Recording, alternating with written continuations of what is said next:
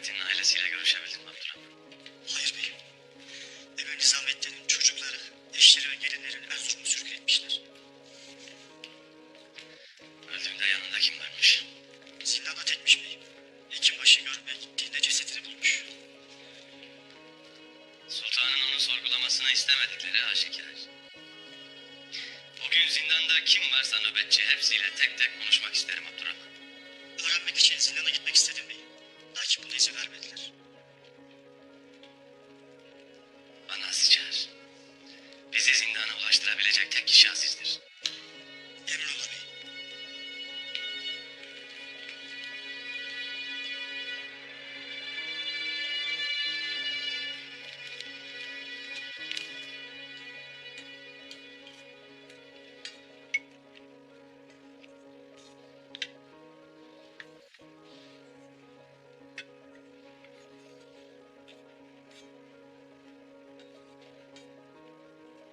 Böyle bir arada olmak, aynı sofrayı paylaşmak ne güzeldir.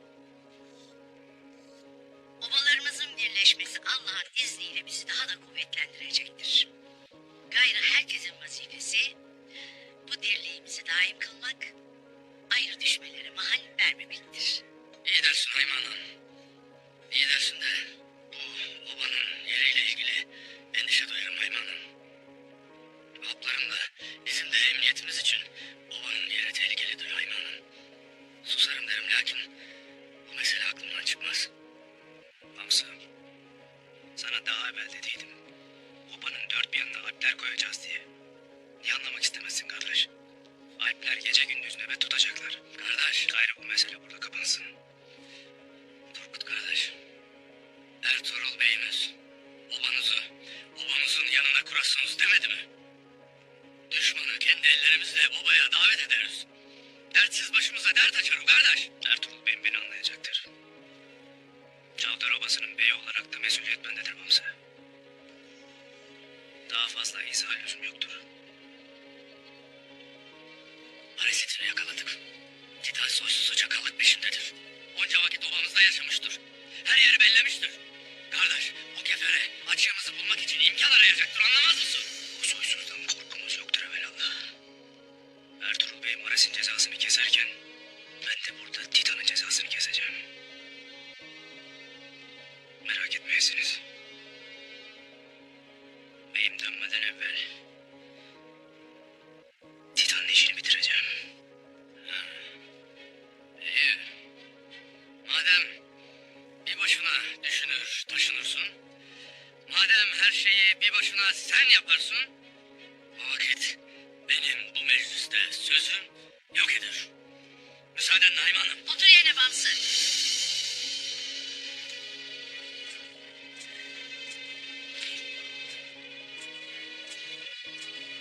İki obanın birliğini temin etmek için ne badireler atladım.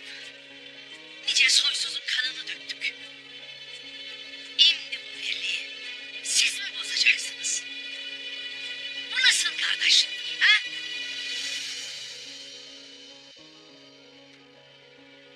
Kimsenin ihtilaf çıkarmasına tahammülümüz yoktur.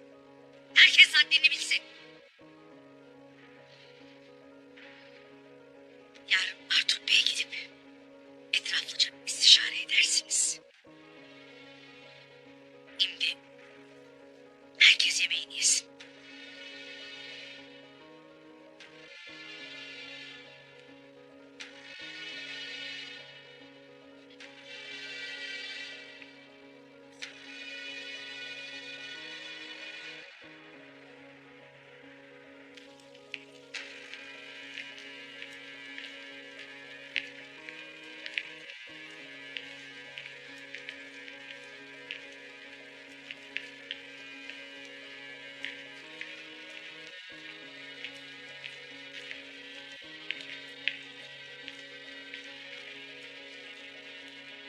Sultanımızın emriyle Emir Nizamettin'i zindana koyduğunuzda yüzüğünü almamışsınız.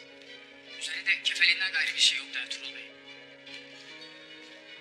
Ne parmağında ne de üzerinde yüzük yoktu.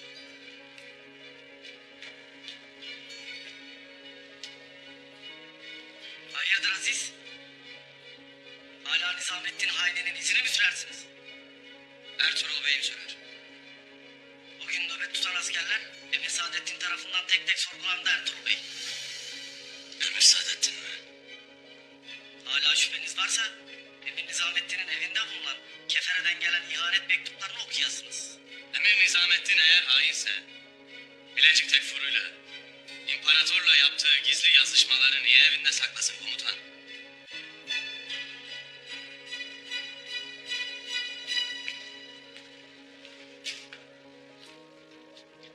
Zindanda pencere de yok. O vakit askerlerden biri yüzüğü vermiş olmalı. Belki de onu zehirleyip yüzüğü yanına koydu ki kendini zehirledi zannedelim. Ertuğrul Bey, hain öldü. Sana ve alplerine yaptıklarını bilirim. Öfkem büyüktür. Lakin bu mesele kapanmıştır.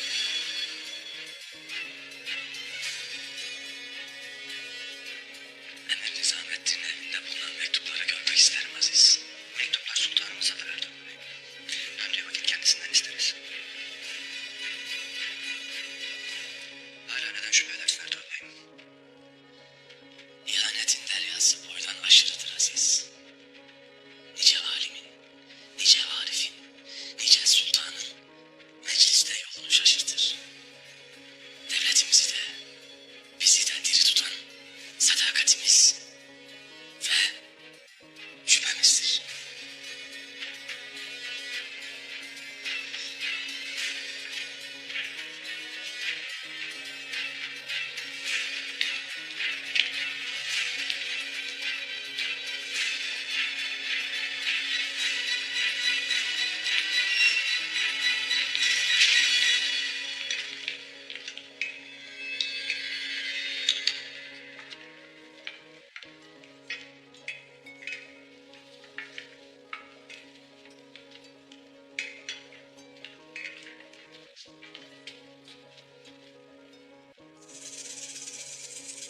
Buyurasınız hatunlar. Bismillahirrahmanirrahim. Bismillahirrahmanirrahim.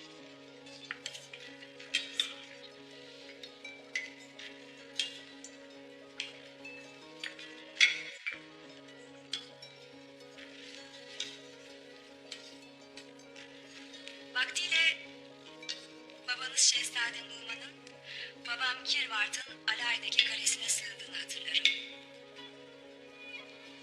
Kardeşiniz Şehzade Yiğit ve senin canını kurtarmak için her şeyi göze almıştı.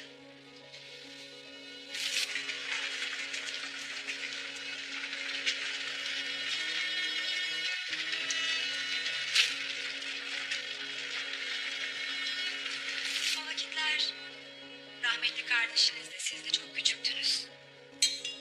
Babanızın sultanlığınıza ihanetini dün gibi hatırlarım.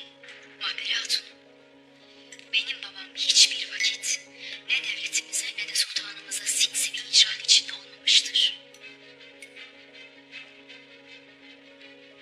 Aksine kendini Selçuklu tahtına geçirme bahanesiyle kandırıp kullanan prenslere, krallara, imparatorlara, hatta papaya dahi karşı gelmiştir.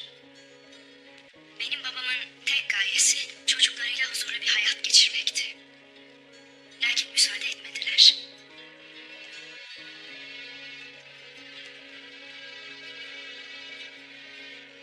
Üstelik babamı kullanmaya çalışanlardan biri de sizin babanız Kirvart'tı. Lakin kalenizden kaçmayı başardık.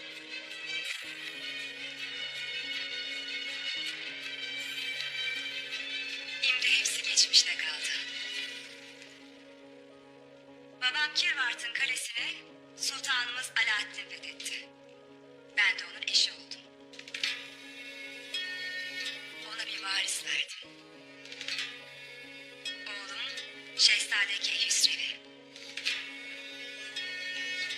Hayat çok şaşırtıcı olabiliyor değil mi Halime Hatun? Bir vakitler sultanımızın da en büyük düşmanı olan babamın torunu, kudretli Selçuklu tahtının varisi olacak.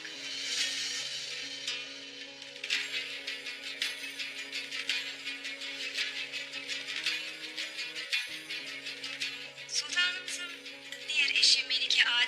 Sultan'la dostluğunuzu işittim. Babam en son Melike Adile Sultan'ın babasına sığındı. Dostluğumuz o vakitler başladı. Hiç Edir kendisini görmedim lakin Şehzade Kılıç Arslan adında yiğit bir şehzade yetiştirdiğini duyarım.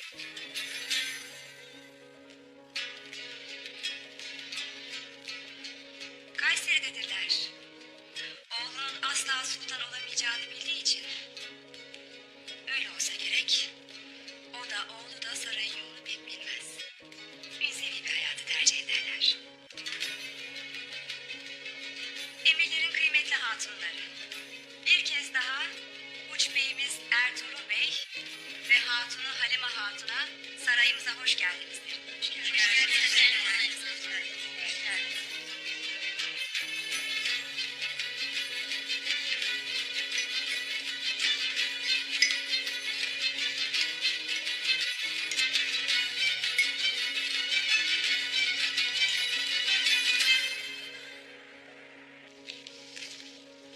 Türkleri ancak beklenmedik baskınlarla yıpratabiliriz. Ordumuz gelene kadar sayıca üstün olan onlar.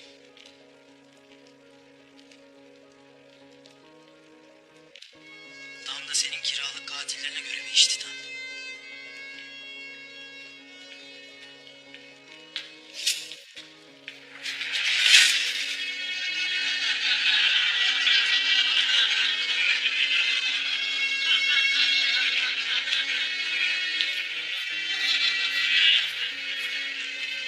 Efendim, kaledeki casusluktan haber var.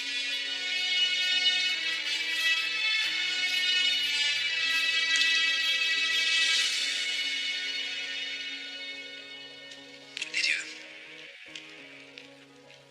Beklediğim fırsat ayağına geldi. Çavdarlar emniyeti için obalarını Kayıların Ovası'nın yakınına taşıyacakmış. Fakat bulundukları yer tehlikeliymiş. Ve baskına çok açıkmış.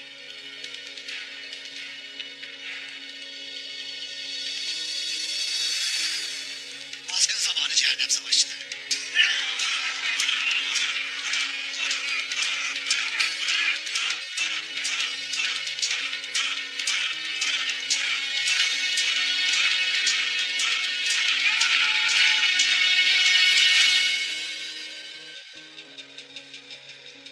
Mahmeri Hatun çok kibirlidir. Dahası hırslı bir hatundur Ertuğrul. Oğlunun sultan olacağından öyle emindir ki gözü başka hiçbir şey görmez. Melike Adile Sultanı da oğlunu da hakir görür. Allah'ım esirgesin. Sultanımızın başına bir hal gelirse. Bu kardeşler arasında bir cenk sebep olur. Moğollar adım adım ilerlerken taht kavgası devletimizin felaketi olacaktır. Destur var mıdır beyim? Gel Abdurrahman.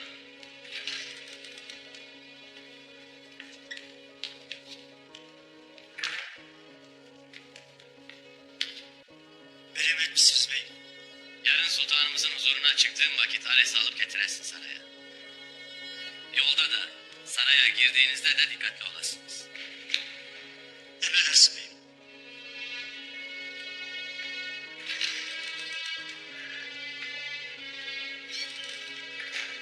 Emir Saadettin kendinden çok emindir beyim. Melike Sultan'ı da kandırmıştır.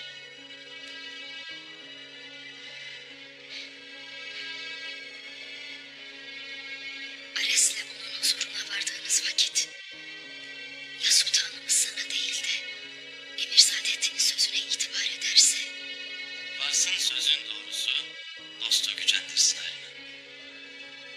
Biz hakka teslim olmuşuz bir kere. Ne Emir Saadettin'in yalanlarından, ne de sultanımızın kadrinden korkarım. Hak yolundayız elhamdülillah. Bundan gayrı yolumdan dönmem Halime.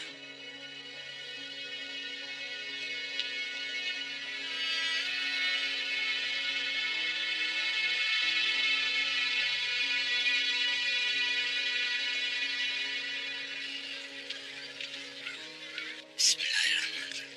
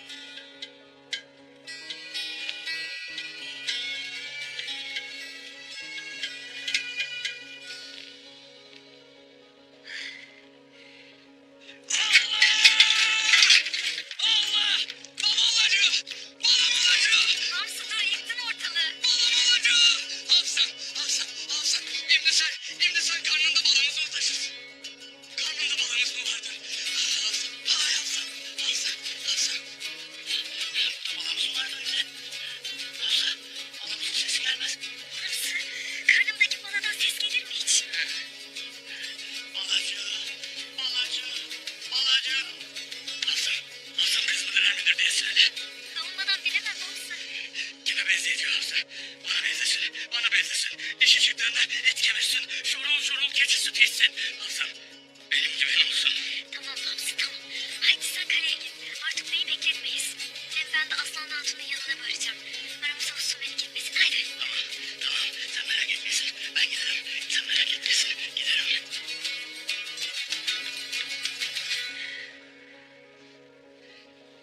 Hasan, balımız nasıl olacak acep?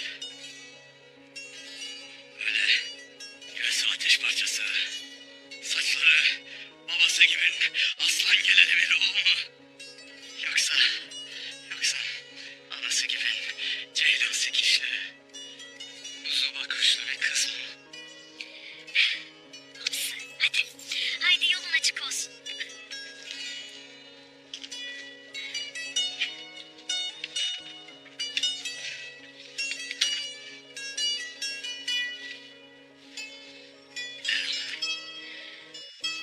Ya Allah!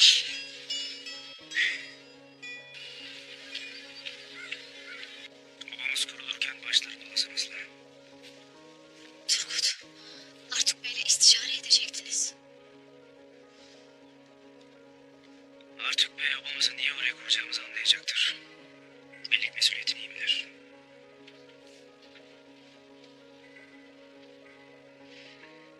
Sen merak etmesin.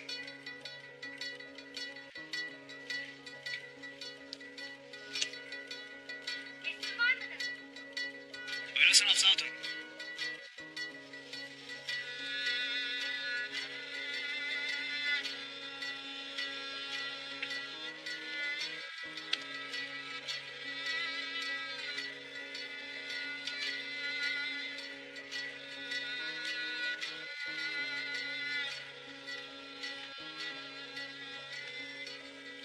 Hayrola Aslan Hatun? Bir yere mi gidecektin? Obamız kurulurken başlarında olmam icap eder. Oraya giderim. Turgut Bey dönene dek başlarında ben duracağım. Artık Bey'le istişare edilecekti. O işi tez halletmemiz lazım. Gerekirse çadırları söker, Kayı Obası'nın yanına kurarız. Sen bir şey mi diyecektin? Evet. Diyeceğim iyi bir şey vardır. O vakit sen de benimle gelirsin. Yolda konuşuruz. Öğlen olmadan da döneriz evelallah. Olur.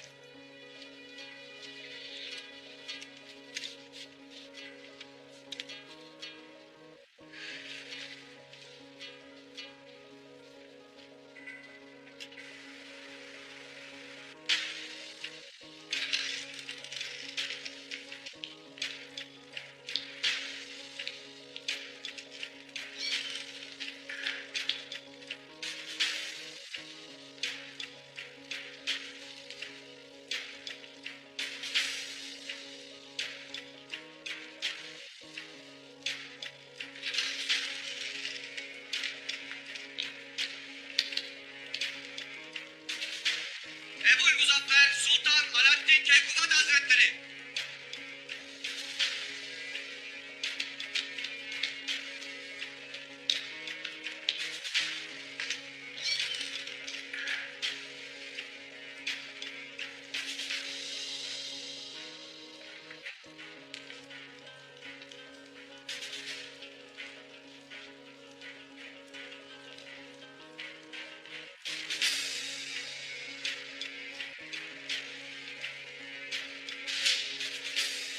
Hoş gelmişsin Ertuğrul Bey.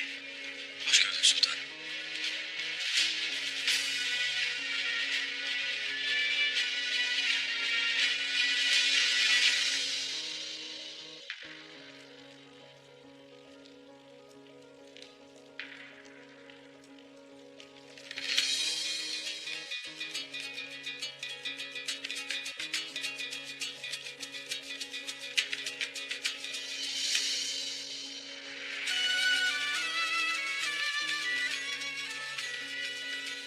Ancak güçlü orduların aylarca muhasara ile alacağı, emirlerin, hatta sultanların hakkı olan Karacahisar Kalesi'ni fethettin. Devletimizin gücüne güç kattın Ertuğrul Bey. Yüce Allah da seni ve soyunu her iki cihanda bahtiyar eylesin. Amin sultanım. Ben Uç Bey olarak vazifemi yaptım sultanım. Sizin Türk obalarına, Oğuz boylarına olan itimadınız sayesinde fethettim. Allah devletimizi daim, sizi de başımızda kaim kılsın sultanım. Müsaade buyurursanız Karacahisar'ın ganimetlerini size sunmak isterim. Getir.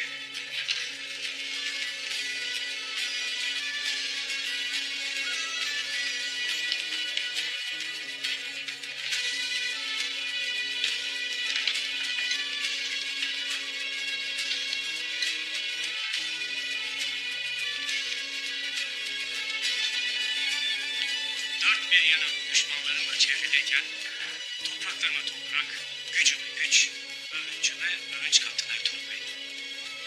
Ben de burada bulunanların huzurunda sana bu fermanımı vermek isterim.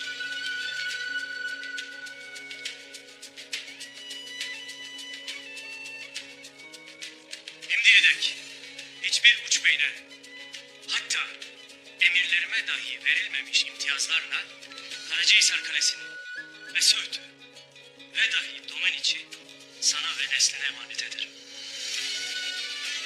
Ben ölsem dahi fethettiğim bu topraklar senin olacaktır. Bilirim ki sen ve neslin bu toprakları ve devletinizi büyüterek güçlendirecek, ihya ve mamur edeceksiniz. Ertuğrul Bey, Allah yar ve yardımcınız olsun. Amin sultanım. Amin.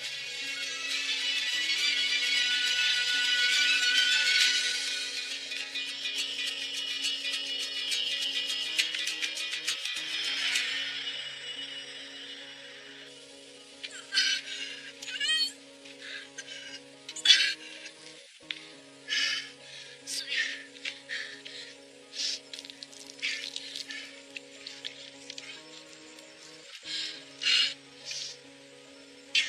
Sağ olasın bacım. Sağ olasın. Sen iyi misin bacım? Evet. Daha iyiyim Aslan Hatun. Daha iyiyim. Kusura bakmayın. Sizinle durmanıza sebep oldum. Nasıl söyle? Hayrola?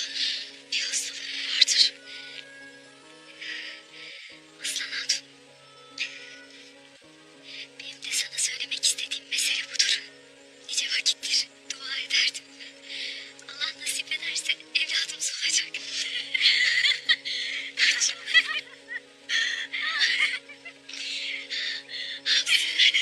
Kardeşim, bu ne güzel haber.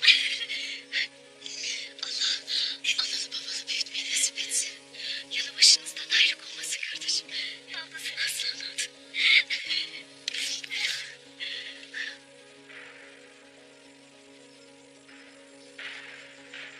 Bunlar Turgut ve Fatma'nın hatunları. Onları sahile geçirin. Neden öldürmüyorsun?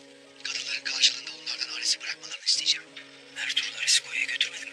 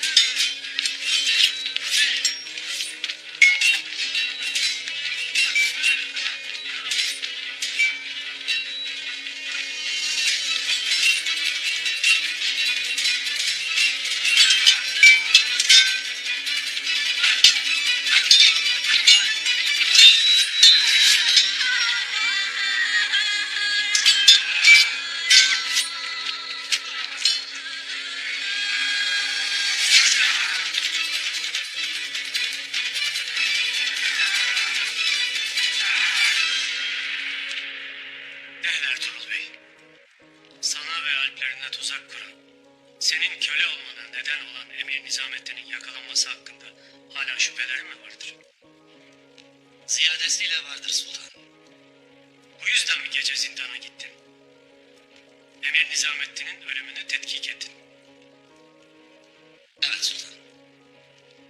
O halde bu mecliste bulunanların huzurunda bana şüphelerini açık açık diyesin. Karacahisar'da ele geçirdiğim, devletimi ihya ve mamur edeceğine inandığım ganimeti size sunmama müsaade edin sultan.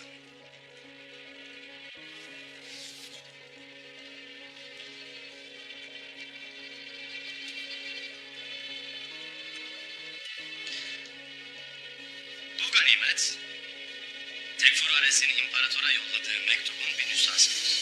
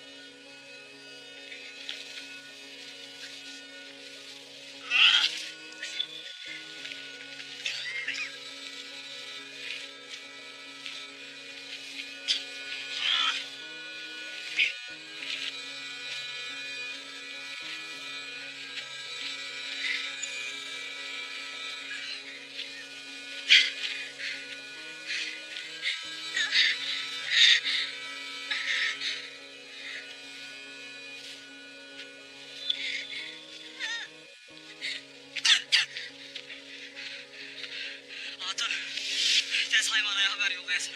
Aslan Hatun'la Nafsı Hatun'un canı tehlikededir. Titan ve askerleri peşindedir. Peşlerine alpler yollasınlar.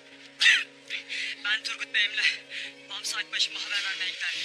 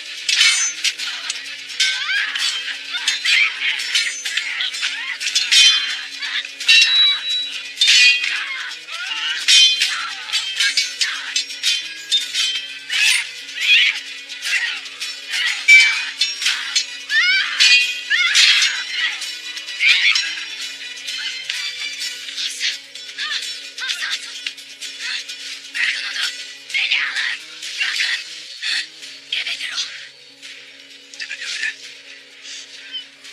Daha da güzel. Bamsı elimize daha kolay düşecek. Bunun hesabını vereceksiniz. Gebereceksiniz. Şunların ağzını kapatalım. Sesleri duymak istemiyorum. Sen sus. Bırakın. Aslanım. Aslan. Dokunmayın ona.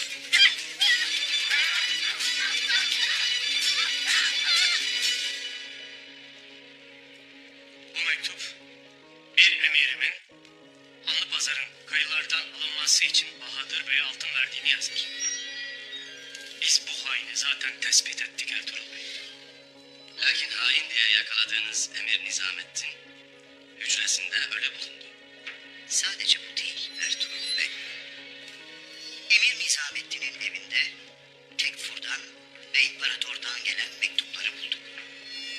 Mektupları tek tek tetkik ettik. Sultanımızın Hanlıpazar'da alçakça bir suikasta maruz kalmasının nedenini öğrendik. Dahası da var. Sana ve alplerine nasıl tuzak kurulduğunu da. Emir Nizamettin'in evinde ele geçirilen mektupların aslı astarı yoktur sultan.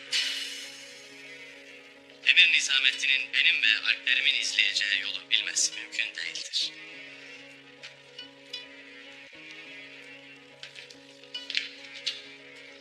Emir Nizamettin'in kolları uzundur Ertuğrul Bey. Yanımda olup da birlikte zehirleyen iblis belli ki onun adamıydı. Ne benim ne de bu mecliste bulunanların bundan zerrece şüphesi yoktur. Senin hala var mıdır? Vardır sultanım. Bilirim ki Emir Nizamettin hain değildir. O masumdur. Zindanda ölmemiş, aksine öldürülmüştür. Ertuğrul Bey, bu ısrarınla emirlerimi zan altında bıraktığını bilmez misin? Bir emiriniz hariç diğerlerini zan altında bırakmam sultanım.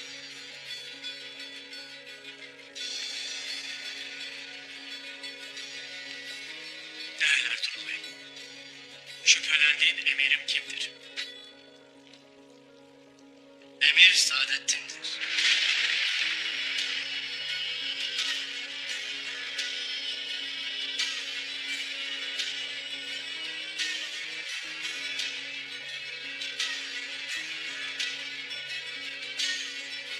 Bu ne hadsizliktir? Sultanım, Ertuğrul Bey sizin huzurunuzda şeref ve haysiyet cellatlığına soyunmuştur. Derhal, ama derhal af dilesin, istirham ederim.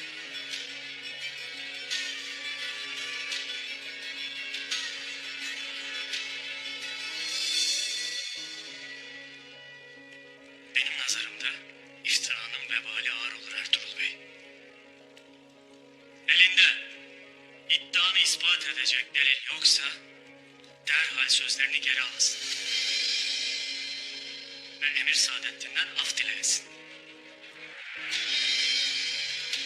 İftira töremizce de dinimizce de lanetlenmiştir sultanım. Elbette müddei iddiasını ispatla mükelleftir. O halde iddianı ispat edesin Ertuğrul Bey. Aksi halde seninle olan muhabbetimi Karacahisar Kalesi'nin surlarının altına gömmekten zerrece tereddüt etmem. Müsaade buyurursanız alplerim Tekfur Ares'i içeri alsınlar sultanım.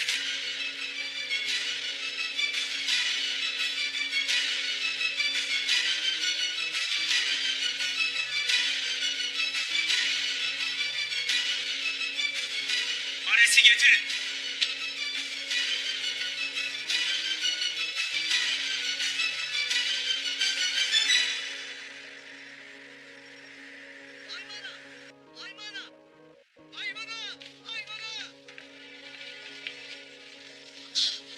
Kızım, nedir bu halin? Ne oldu sana?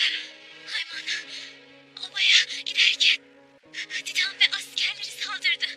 Aslan Hatun ve Hafsa orman tarafına kaçtılar.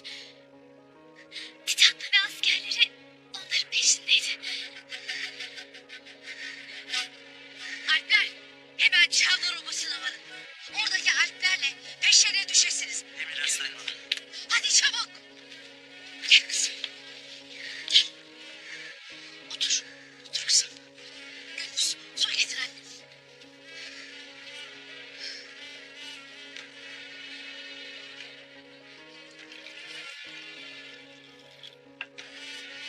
Al kızım.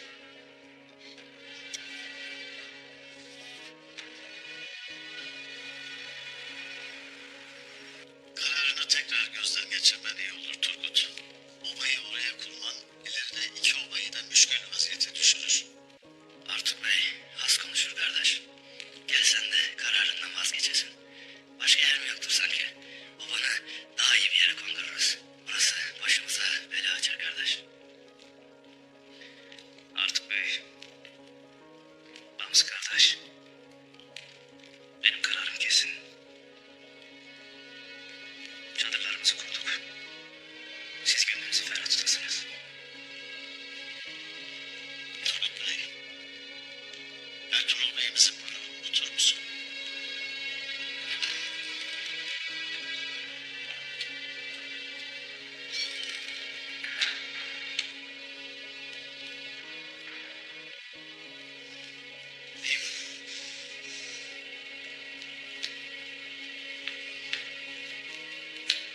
Hayrola? Beyim, obadan yaralı bir alp geldi. Titan ve adamları iki oba arasındaki yola baskın vermişler. Haberi getiren alple bir tane bacı yaralı kurtulmuş. Kalan alpler şehit olmuş. Baskın yiyenler arasında Aslan Hatun'la Hafsa Hatun'la varmış. Hafsam dedin. Hafsam varmış. Ormana doğru kaçmışlar. Titan ve adamları onların peşindeymiş. Hamza. Hadi kardeş alpleri tertip edelim. Bir an evvel peşlerine düşüp onları bulalım. Hadi. Hafsa. Hafsa. Sana dediydim. Orası başımıza bela açar dediydim. Beni dinlemedin. Katır gibi inat ettin. Bunun dikine gittin. Sana kardeş hadi. Senin yüzünden. Senin yüzünden. Senin yüzünden kefere baskınlardı. Altınlar keferenin eline düşecek. Senin yüzünden. İnadın yüzünden. Kibrin yüzünden. Hapsi kendine gelirsin edersin. Nasıl Hapsa? Hafsa. Hafsa gebedir. Gebedir Hafsa. Gebedir Hafsa. Gebedir Hafsa. Hafsa gebedir. Namusa bakmıştı benim adım. Karnında balışım vardır. Gebedir o. Hafsa. Merak etmeyiz. Her neredelerse bulacağız onları. Senin yüzünden Turgut. İnadın yüzünden. Hafsama, balayıma bir zarar gelirse iki elim yakandadır Turgut. İki elim yakandadır. İki elim yakandadır. İki elim yakandadır. İki elim yakandadır Turgut.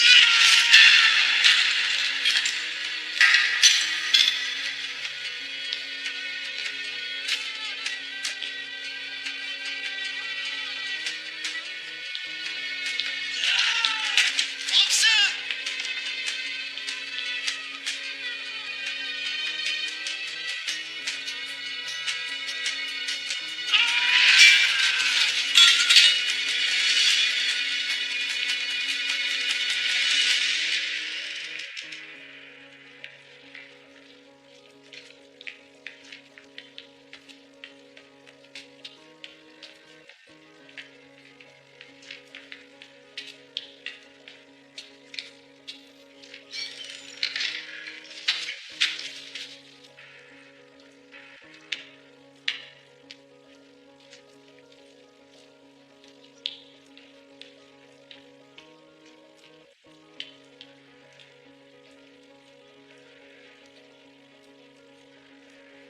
Demek nice yiğit Türk Alpi'nin kanına giren o soysuz sensin.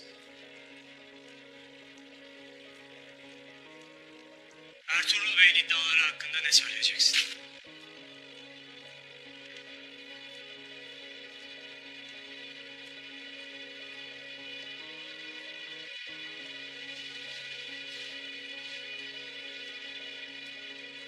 Ertuğrul Bey iddialarında haklıdır.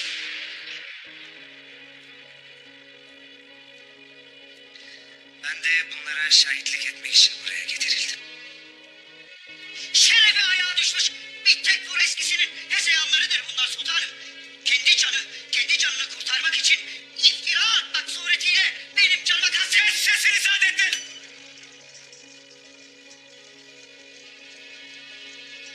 Bildiğin her şeyi anlatasın Ares. Ertuğrul Bey'in kalemden nüshasını bulduğu mektupta yazdığı gibi. Bahadır Bey'in Hanlı Pazarı alması için anlaştığım kişi Emir Saadettin'dir.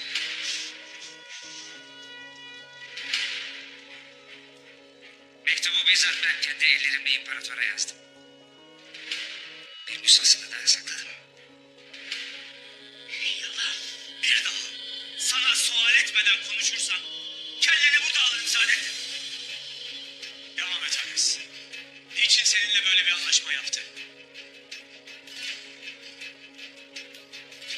Doğudan gelen kervanlar Hanlı Pazar'dan geçecekti.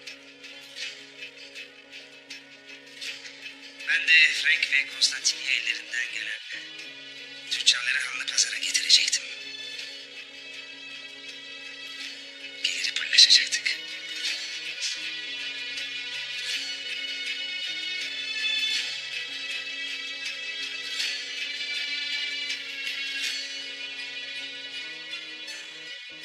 Seferime katılmak için yoldayken Ertuğrul Bey'e tuzak kuran sendin. Ertuğrul Bey'in seferime katılacağını, gideceği güzergahı sana kim söyledi?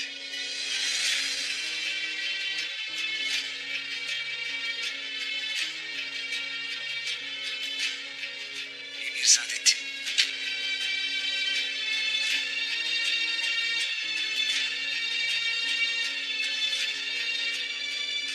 Ekaterina'ya bir mektup yazarak Ertuğrul Bey'e bir pusu kurmamızı istedi.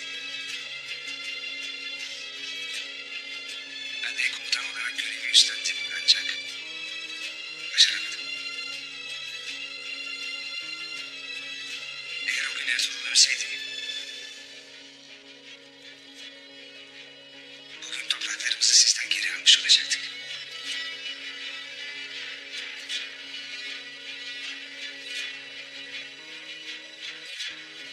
Ertuğrul Bey, Anlı Pazar'da beni öldürmeye teşebbüs eden kimdir? Emir Saadettin'dir sultanım.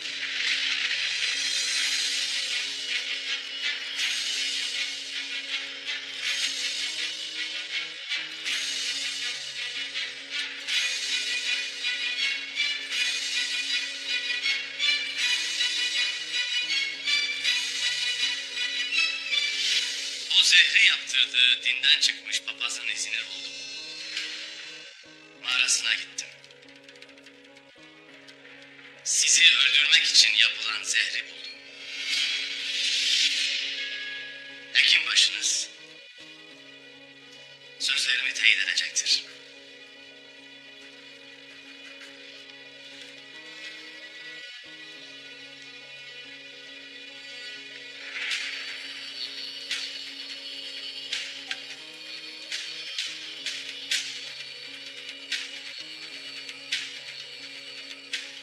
Size verilen zehirdir sultan.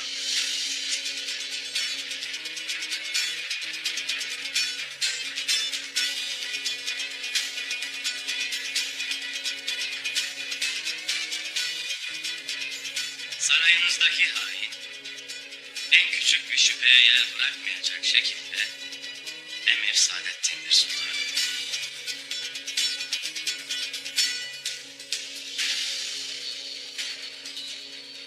Devletinizin ve saltanatınızın ikbali için bunu söylemek boynumun borcu.